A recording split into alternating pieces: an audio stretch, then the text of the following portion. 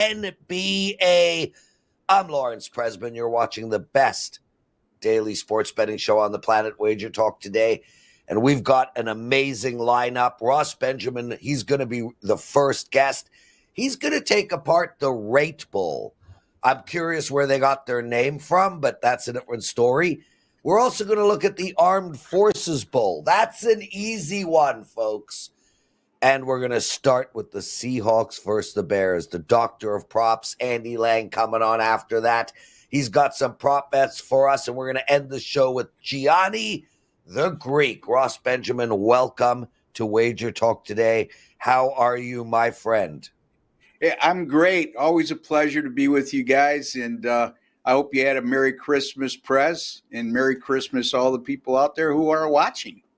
Yeah, I mean, listen, Ross, it was merry. I don't specifically know what merry means. It's a word only used before the word Christmas.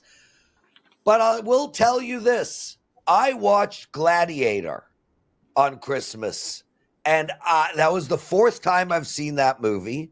The first time I've seen it in at least 2 or 3 years. And I'm going to officially vote that movie as the single best movie ever of all time, period. And I think Russell Crowe laid down a performance for the ages. So that's what and then another suggestion to everybody. Guys, if you have kids or you have a couple coming over, there is a board game called Code Names. It is spectacular. I mean, it is so goddamn fun. It's unbelievable. Code Names. And it is not owned by my brother's company. So this is not a plug. Ross Benjamin. So yes. That's that. Let's get into some actionable betting information. So originally we had an opening line that lasted a minute of -1.5 on Seattle. Then it went to 2, 2.5, 3, 3.5. And now it is at 4. We got a total here of 42. And, man, I'm struggling with this game. Obviously, people can make an argument for Seattle, given that there is still a pathway, although it is small. This is one of those games that worries me. How are you betting this one? Yeah, too much money on Seattle, too much of a line move, and I do not have the guts at this particular juncture in time to even take the points with the Chicago Bears team that's lost 9 in a row. So I'm going to look at Seattle's team total, Prez. I mean, this is a Chicago team that's allowed 30-plus points in each of their last 3 games, 405 yards allowed in 4 of their last 5 contests. And Seattle, I don't think a lot of people realize this is a much better team on the road than they are at home. As a matter of fact, the Seahawks have gone 5-1 straight up on the road, scored 20-plus points in all 6 of those games, and averaged 27 points per contest in those 6 road games. Now, the weather is always a concern when you play in Chicago. And, again, it's a bit of a concern tonight, but I'm not going to let that get too caught up with that, I guess I'm trying to say. As the wind conditions about 8 to 9 miles an hour, there will be gusts of up to 25 miles an hour, 17% chance of rain, but no snow, So I think Seattle will be able to go over this total of 23.5 and do so in an easy manner. I just don't have the confidence to take the points with Chicago. Nor am I willing, like I said, Prez, to lay the 4 after the opening number you alluded to, how much it's moved. And then when you look at the splits on how much money has been bet and the volume of bets, it heavily favors the Seattle Seahawks. Yeah, and it makes sense. Right now we're in the middle of that time period where it's like, take the Chargers. They need to win against New England. Take the Rams. All these must-win teams. And everyone's going to flock on them. And I'll tell you guys right now, you write a list of every must-win team going into this weekend in NFL, and I will make a statement. More than 50% of them will not cover the spread. More than 50%. Right them down and take a look and remember that for next year. And speaking of that, Russ, before we get into the armed forces and the rate bowl, do you keep notes like that? Do you go back and say, how did the last week of NFL 2023 end? What mistakes did I make, on the second last week of the basketball season? Do you keep notes that go back that far? And I'm not talking about back in the Abacus days when you were like 10. Yeah. I'm talking about recent notes. I'm glad you brought the Abacus days up. Back when I was 10, back then there was no face mask players were wearing. But in any event, you always bring that up, and I appreciate that. I Golden love age you, today. Russ. I know you do. Anyway, yeah, it's a good point, Prez, because I physically don't write those notes down, but mentally it's always in the back of my mind. And before I even became part of Wager Talk, when I did shows on another network, I would always tell people, be careful. Just because a team needs to win the game more doesn't necessarily mean they're going to win, let alone cover. Because if you're in a situation like this, Seattle and Chicago, obviously Seattle needs a game more. Chicago's lost 9 games in a row. They're playing out the string. That doesn't mean it's an automatic lock that Seattle's going to cover this game. I mean, they could win the game by 3 points or less too, So good point, Prez. And people should be aware of that. And anybody who just blindly takes teams that need the game more than the other team, if you hit 50%, you're probably lucky. If you exceed that, you're not going to be much more than 51 or 52% over the long haul. Ross Benjamin joining us, everyone. One of the best handicappers alive, and a guy we are lucky to have, an exclusive handicapper over at Wager Talk. And clearly, you did not love my Abacus joke, which is totally reasonable. Nah, I understand. Man, I tease you all the time, Ross. But I heard an incredible line. I'm watching a show called Lioness, Ross. It's a Taylor Sheridan show. It's really, really good. The second season is unbelievable. And there is an old soldier, and he says, beware of the old soldier. There's a reason he is old. Exactly. I think that's one of the smartest beware lines. of the old handicapper, right? Because he's got to this point for a reason. Exactly. I am jealous of you, Ross Benjamin. Okay. Let's not get carried away with this, Prez. Right. I appreciate what you're trying to say. I was trying to make up. I was trying to make up for the old man joke. Fair enough. Okay, Ross. Let's go. Let's talk this rate bowl. I don't rate. Listen, I'm Canadian. Maybe there's some big company in America named Rate. I don't know, but whatever. Who cares? We got Kansas State, winners of 1 of their last 4, -7 playing Rutgers, winners of 3 of their last 4. A total here of 51.5. This game goes today at 5:30 Eastern time. How should we bet it? I think we should bet it by looking at the total in this game. Because this is a Rutgers team that's just inconsistent. They start out 4-0, Prez. They normally start out fast, right? Because they play a soft non-conference schedule. Then they get into the Big Ten and they tail off. And this year was no different. With the exception, they won 3 of their last 4 to finish 7-5. They won 4 in a row to start the year. They lose 4 in a row in the middle part of their schedule or the second half of their schedule, and then they finish the year winning 3 of their last 4. Kansas State, on the other hand, 7-1 to start the year, and as Prez alluded to, they lost 3 of their last 4. Again, did not finish on a high note. On top of that, this is a Kansas State team that will be playing without their star running back, DJ Giddens, who ran for 1,343 yards this year. Also scored 8 total touchdowns, also without wide receiver Jerron Tibbs and Keegan Johnson, who combined for 54 receptions and 664 yards. So they're going to be losing some offensive production to the transfer portal or injury, whatever the case may be. And this is a Rutgers team that only averages 4.4 yards per rush this year. And Kansas State only allows 3.5 yards per rush. So losing those receivers and also the fact that Kansas State's very good against the run makes it a difficult task for the Rutgers offense, in my estimation. Rutgers quarterbacks this year, Prez, 54.8% completion rate.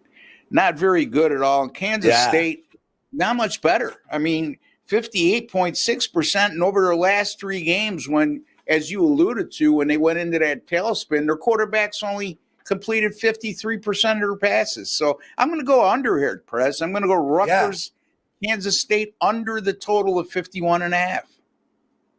You know, and Ross, when I'm listening to you talk, even before you said the under, I was thinking Ross likes the under in this play, and it does make sense as well, the under. We do have a couple of people in the chat room that disagree with you and like the over, but that is why there's a line, because some people think one way and others think the other way.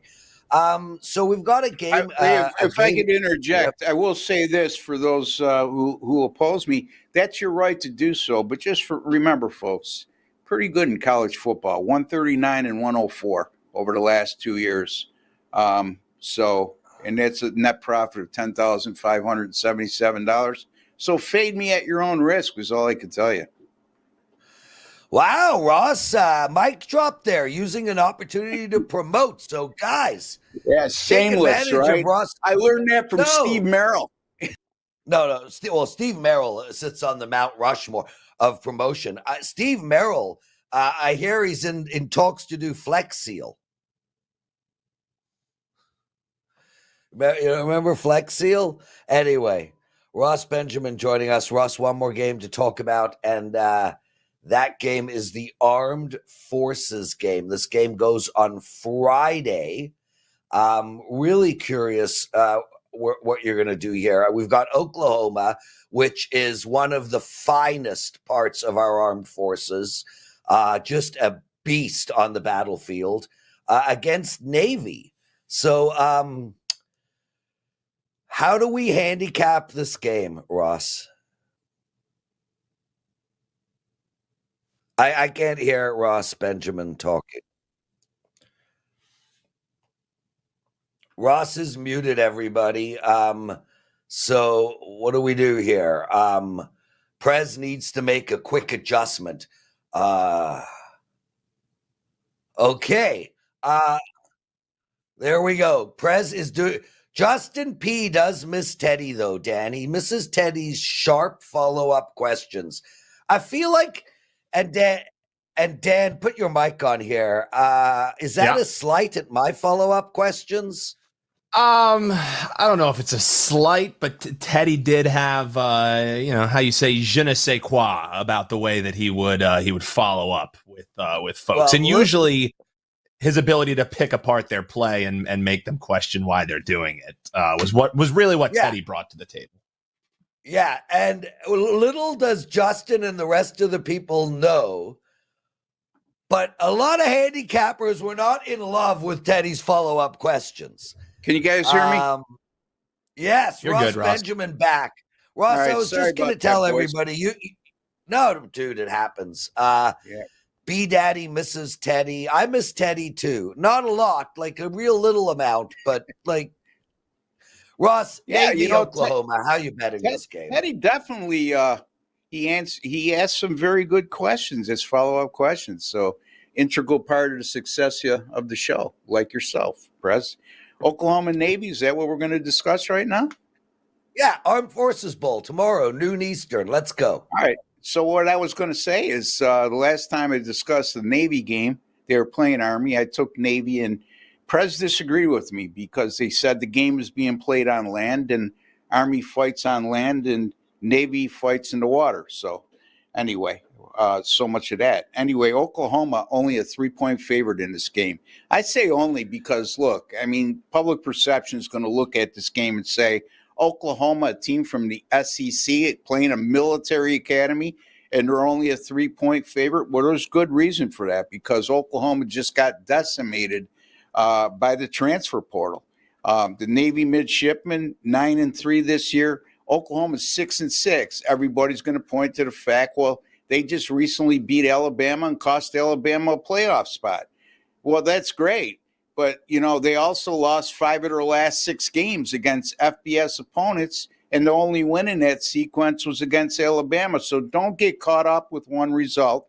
Don't get caught up at this time of year because Oklahoma plays in a power conference and Navy doesn't, because there's a lot of underlying factors here. The bottom line is Navy is a very good running team.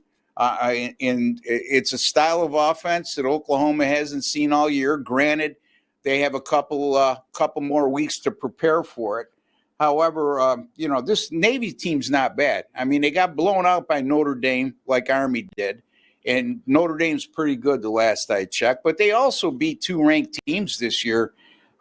They beat Memphis, and they also beat Army, who's ranked number 21 as we speak.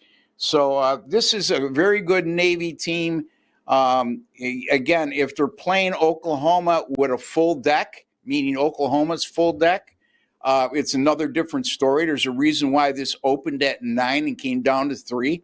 It didn't come down because it's money generated. It came down because of all the players that Oklahoma lost in the transfer portal. A lot more important game than Navy than it is to Oklahoma as well. Navy's got an opportunity after missing bowl games for 4 consecutive years. They not only made a bowl game, but they got an opportunity to win 10 games in the season, which is a big deal for a military academy. In Oklahoma, I don't know how psyched an SEC team could be at this time of year when you had higher aspirations to begin the year and you have to finalize the season in a bowl game by facing the military academy. I'm going to take Navy here, plus the 3, Prez, over Oklahoma. There you go, everybody. Ross Benjamin, he likes Navy in the Armed Forces Bowl. He likes K-State, right? Under. K-State in the under. And then you like the over in the Seattle team total. Ross, yes.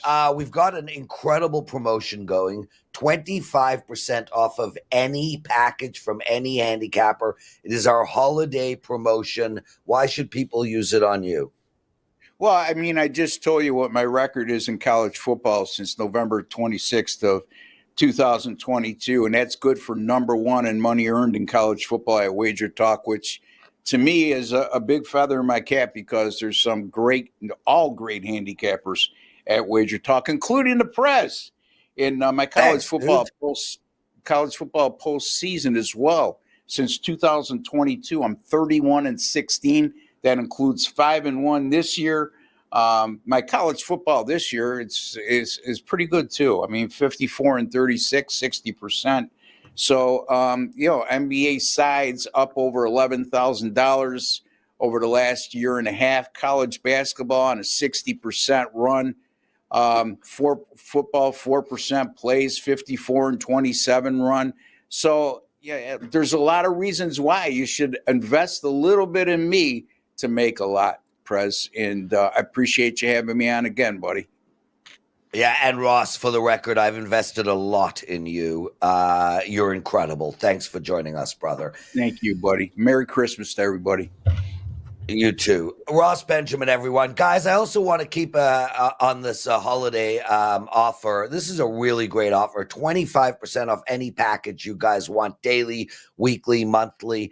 And I just want to say, last night I went 2-2. I lost my college basketball play by a missed free throw, literally at the end of the game. He hits that free throw, I go 3-1. I also had the over in the Baltimore Ravens game, which lost.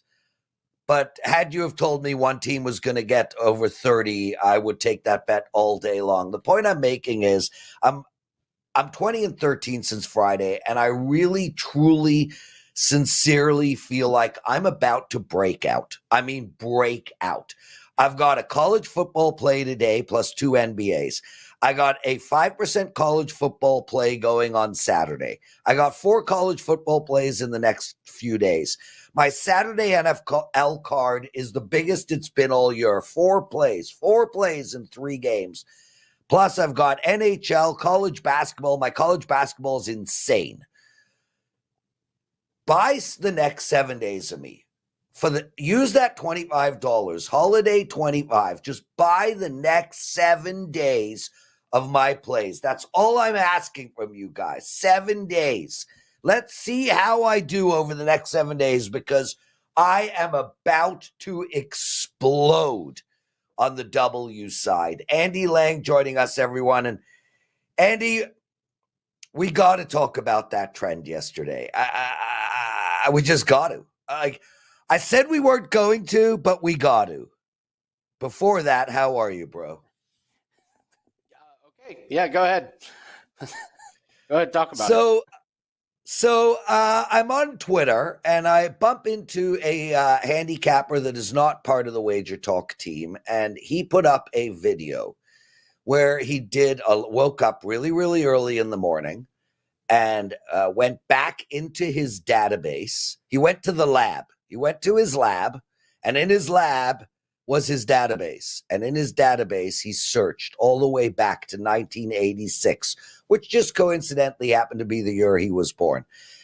And he found that coaches with the first name that starts with a vowel and the second name starts with a consonant are 69% on Christmas Day.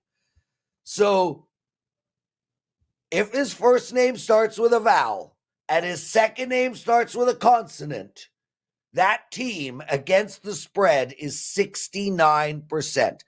So I was like, wow. I sent this trend to Andy. It won yesterday.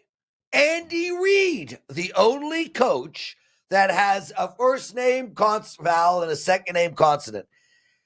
Andy, what do you think about a trend like that? I don't. I don't. I don't care. It's 1986. What does that have to do with 2 plays in 2024?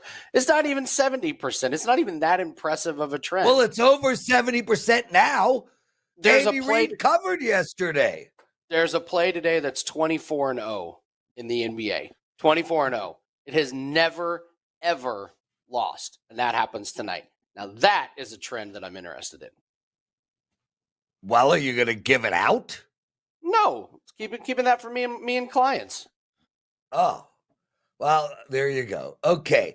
Guys, what do you think about that trend? Is that trend worth remembering for next year? Andy, you got 2 NFL prop bets for us. Let's hear what they are. Yeah, let's go through these real quick. DK Metcalf under 4.5 receptions. He just hasn't looked right since the injury. You can tell he's not 100%. He's gone under this in 10 out of 13 games this season. The big thing is 5 straight, though. And Bears, they're second at allowing receptions to wide receivers. They only allow 9.5 per game. That's because you can run all over the Chicago Bears team. Seattle's going to run. That's the plan of attack. And then with Smith and Jigba looking as good as he does, I just think DK Metcalf, this number is way too high. And then we'll look at Justin Herbert under 21.5 completions. He's only gone over this 2 games this season. And New England, here's another team that you run all over. They give up the 25th most rush attempts, 11th least completions. J.K. Dobbins is back. He's limited at practice, but you get J.K. Dobbins back. He gets some carries. Gus Edwards gets some carries. Chargers get up. I just expect this to be a pretty big rushing game with Herbert not having to throw the ball a ton. So DK Metcalf under receptions and Justin Herbert under 21.5 completions. Andy Lang joining us, everyone. Andy, NBA prop bets. Jalen Johnson and Jabari Smith. Fill us in, bro. Well, Jalen Johnson is an interesting case here because I was playing him earlier in the year to make over 1.5 3-pointers. He had that shoulder injury, and he has not been the same since. Under in 8 straight games. Before that, he went over in 12 out of 14. So what's happened? His attempts are way down. He averaged 5.1 in November. In December, he's only averaging 3.3, and he's shooting 19% this month. So his form is off. His attempts are way down. He's a lot more active cutting to the rim. If you watch Hawks games, you know you've been watching this happen. But this trend I'm going to keep playing because Jalen Johnson's he's in a shooting funk and he's not shooting that many. And then Jabari Smith over 1.5 made threes. He's kind of the opposite. Over in 11 out of the last 14 games, he's averaging 4.7 3-point attempts per game. And his shooting percentage has gotten a lot more consistent. At the beginning of the year, he was all over the place. Not so much these days. And the Pelicans, who he plays, are awful against the three. They give up 2.8 made threes against power forwards, 25th overall in three-point defense. So looking at Jabari Smith over and Jalen Johnson under the made threes. Andy Lang joining us. Andy, sorry. Do you want me to? All right, here. You know what? Five. Oh. I'll do it. I'll do it. 'Tis the season. All right. So here's the play that's 24-0. Bam Adebayo to not make a three-pointer against the Orlando Magic. He's played the Orlando Magic 24 times in his career. He's never made a three-pointer. He's 0 for 13 lifetime against the Orlando Magic. For whatever reason, Prez, when he plays the Orlando Magic, he cannot hit a three-pointer. He's 0 for 6 in 2 games this year against them. So if you're looking for a play that is undefeated, 24-0 it's Bam Adebayo tonight. And just to wrap all the trends up together, the Orlando Magic start with a vowel and end with a consonant. True. So do the Atlanta Hawks. All the teams that start with a vowel. Yes. So. Oh, Andy Lang. Love having you on, bro.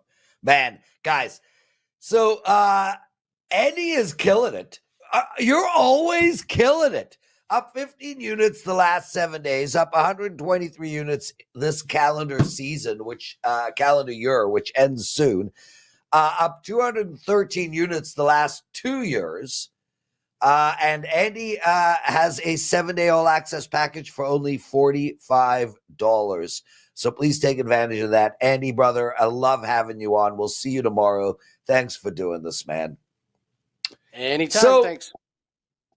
So Mark A. writes, is Prez high today? Prez will be high today. Guarantee that one. But he is stone cold sober right now. Gianni the Greek joining us. How are you, my friend? You gonna have anyone scratching your back today? Me and my wife went over the video in slow-mo yesterday. It was stunning. Babe, back scratch. Yeah, babe, back scratch the back, babe. I've been busy, man. Dude, I swear to God, we slow-moed the video. We're like, I know she comes back into the picture, and I think she scratches his back live on air. Listen, my woman, and Carmine has spoken about this live on air, my woman has done way worse live on air than scratch my back. I just want to get that out there. Way worse.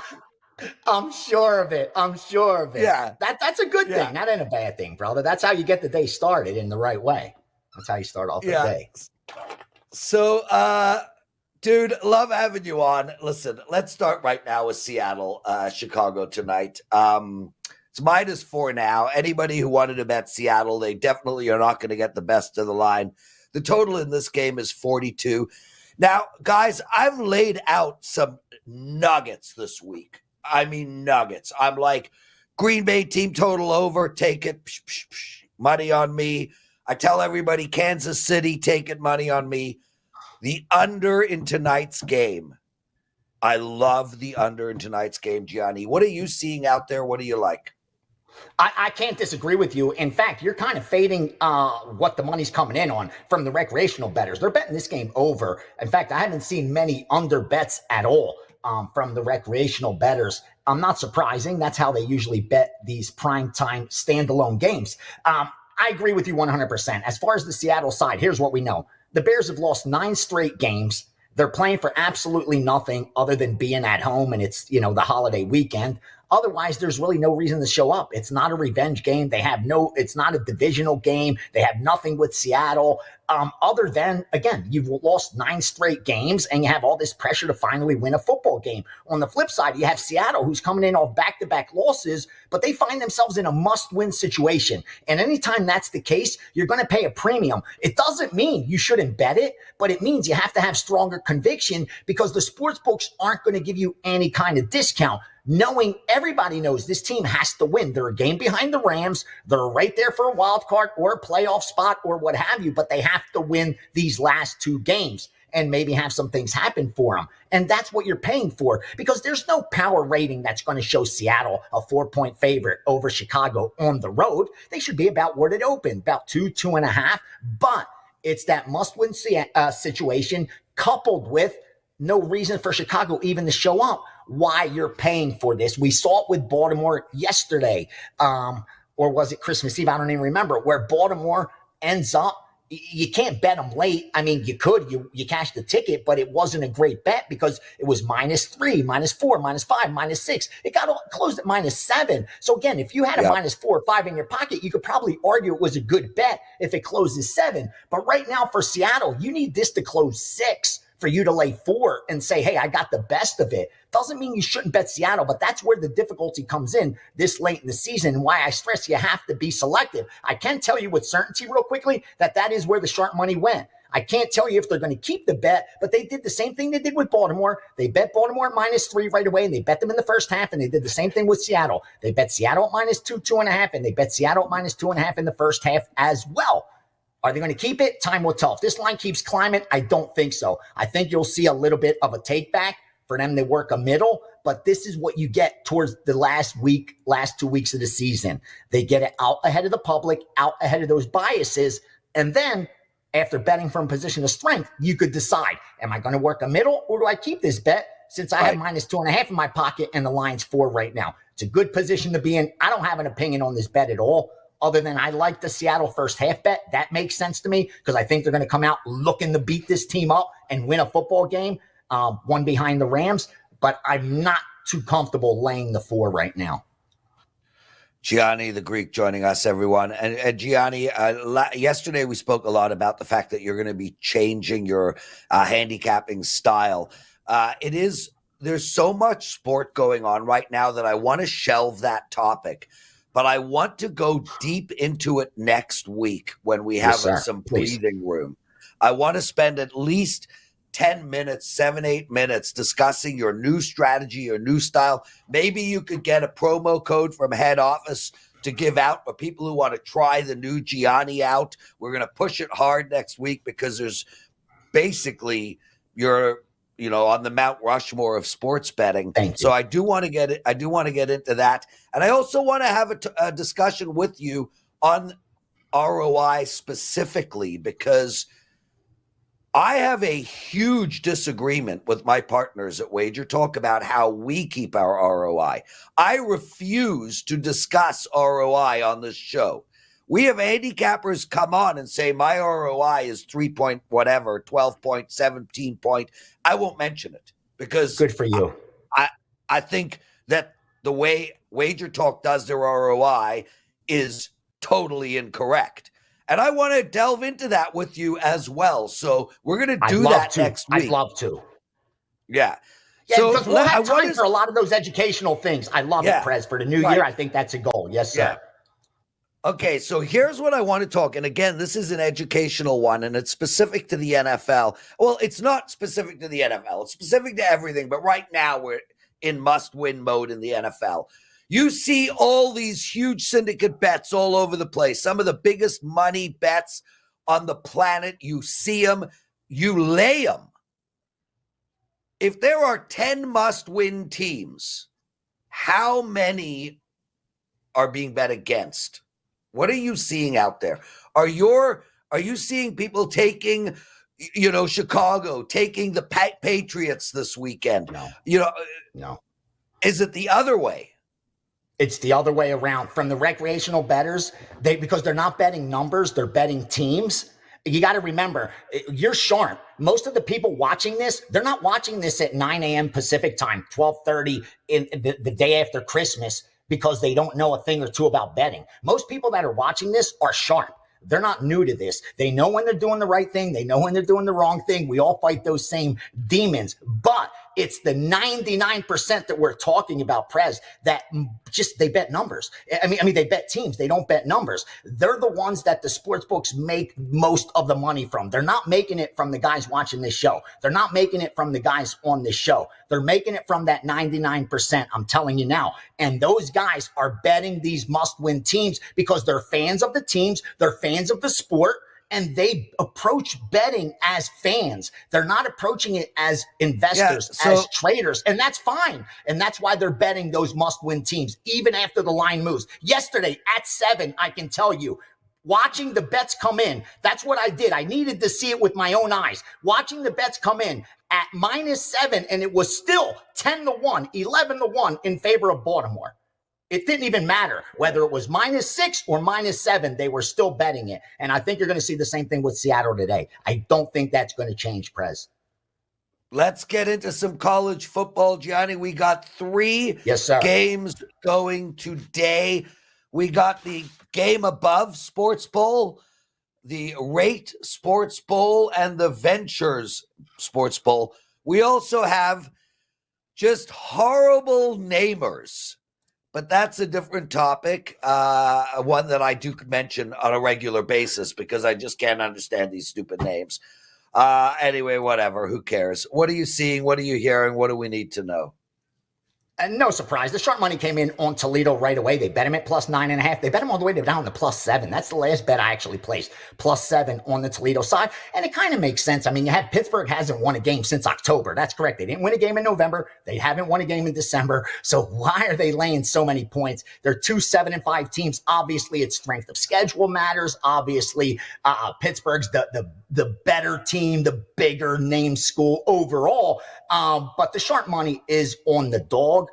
Most of the betting public hasn't really gotten involved. Not much action I'm seeing in the back end so far on this game. It's the second game that's getting more of the public money, and it's getting two-way. I'm seeing just as much Kansas State money as I'm seeing Rutgers money. I think if I'm a sports book, I probably would prefer to see the Rutgers side come in, but it isn't as one-sided as you would expect for a favorite like Kansas State.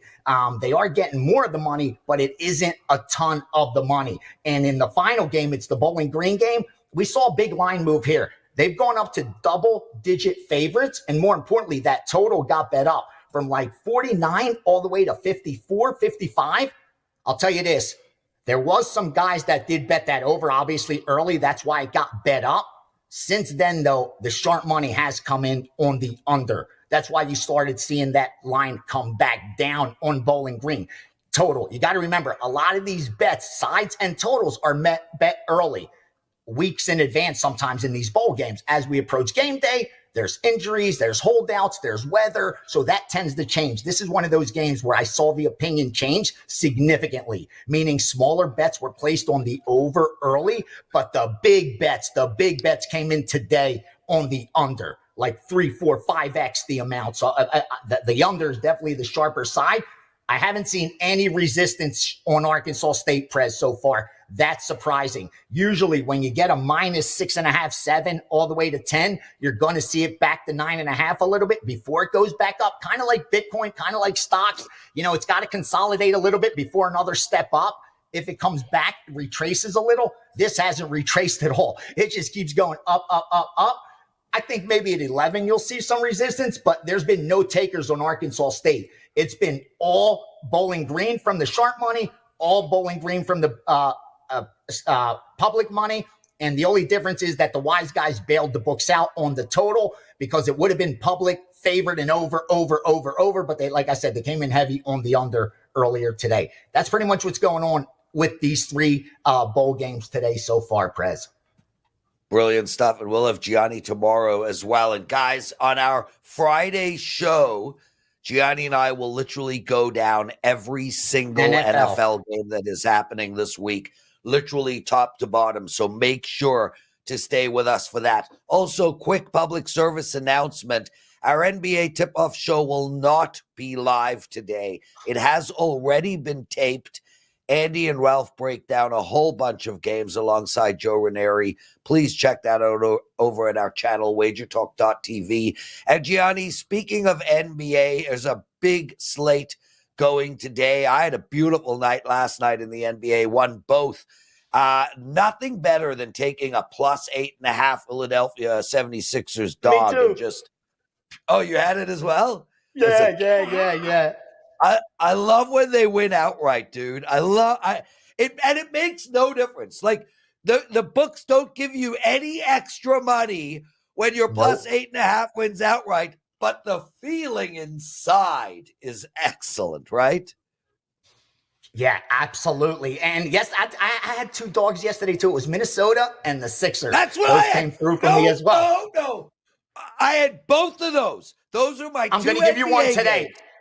I'm going to give you one today. It's not none of the groups or anything like this. I've been selecting little NBA myself. I've been very selective with it. I got one for you. Ready? Road.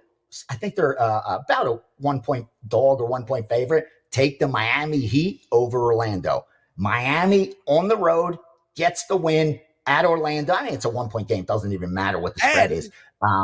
But yeah, I like the Heat. I like the Heat a lot in this game over Orlando. Orlando coming off that big win against Boston. Take the Heat. And Bam Adebayo under in 3-pointers. He is 0 for 24 against Orlando in 3-pointers. Never hit one in 24 tries. That's an Andy Lang trend. That is an Andy Lang trend for you guys.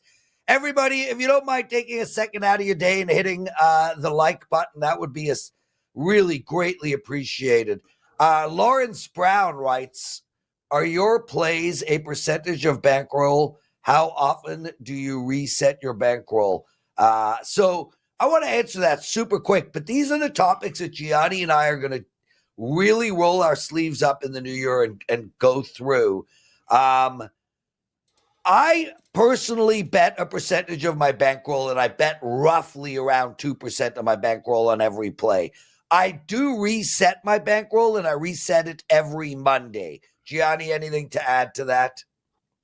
Yeah, because of the volume that I fire, I would only adjust my bankroll based on the increase or the decrease. Because it just moved too much daily and weekly, I did it like this. If it increased by 50%, I was ready to increase my bet size. If it decreased by 50%, I was ready to decrease my bet size. It made it harder to recover the losses because now you got to win 2x that amount, but it helped me slow down digging that hole when I was going negative. That's what worked out for me, like not adjusting it on the week because there's just too much volatility when you bet the volume that I do. Right. Now, with lower volume, I think you do need to adjust a lot more often like Prez does, because you don't want to be over betting your bankroll. You don't want to be over betting your edge. And when you're betting a higher percentage, like 2%, it's going to fluctuate. Like you go 4-0, a 2% bets, all of a sudden you increase your bankroll by 8%. You do that 3-4 days in a row, you get hot. Now you've increased your bankroll by 20-25%. Yeah, it's time to readjust some bet sizing. I agree 100%. But when you're betting like I was doing 0.25%, it's not going to adjust bankroll too significantly in any short-term run. So I didn't have to as often. With the 2025 coming along in lower volume, I'll have to do that as well. So I love that approach because when you're hot, you got to adjust it. When you're cold, you got to adjust it. And the lower the volume, the more often you need to adjust it. I agree with you 100%. I think you should stick to that. Guys, Gianni gave out a client play in the Miami-Orlando game. Andy gave out a client play in the Miami-Orlando game, so I will give out a client play in the Miami-Orlando game. Me and my clients are taking the over, 208.5, over the total in Miami and Orlando, and let's hope that Bam does not hit a 3 to add to that total. Gianni, thanks for doing this with me, brother. We'll see you tomorrow, right? Yes, sir. Thank you for having me. I will be on tomorrow again. And tomorrow's Friday, actually. These days are coming out of nowhere. So have your NFL ready. I'll have mine as well, brother. And let's share some gold for the people. And thank you. Thank you for your time. Hope you guys had a nice holiday, excellent Christmas. Hanukkah, whatever you celebrate. I hope you had a great holiday, and looking forward to this week, brother, and the new year ahead. You got it. Let's do some Gianni damage. the Greek. Thank you. Everyone. Guys, thanks so much for watching. Again, please, we got an incredible promo up. Holiday 25, 25% off any package. I've asked you guys to please play me for the next 7 days. Just go get that $99 all access pass. Use Holiday 25, get 25% off of it. You get my next 7 days. I got 2 NBAs, an NFL, a college football, all going tonight. I got an absolute gigantic slate of bets over the next 7 days, and I am on the cusp of something big. So please, Holiday 25, take advantage of that promo code. Grab my 7 days. Thank you so much for watching. We'll see you guys tomorrow. Kick ass tonight.